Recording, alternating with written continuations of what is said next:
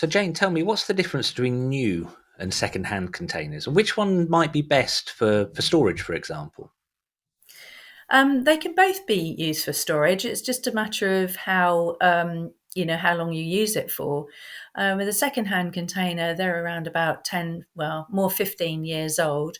They'll do another 15 years of site storage with a little bit of maintenance over that time.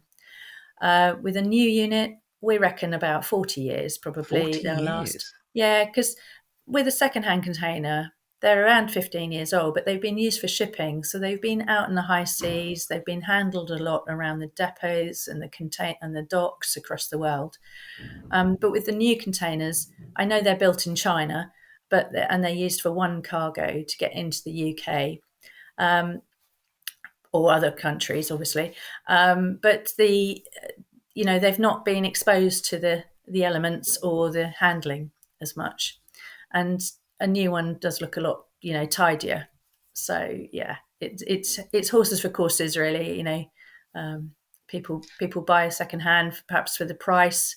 There's probably, I don't know, it's probably about half the price roughly of a second hand as opposed to a new one. But the prices vary depending on what the world's doing. So, what sort of quality control do you have for the second-hand containers? I assume you're not just grabbing whichever one has just finished its life with a shipping line. Well, yes, we are, but we also make sure that they are watertight and structurally sound. So we have depots all over the country, and they're checking the containers out to make sure they are what we ask them to be. And so watertight and structurally sound is just right for storing goods.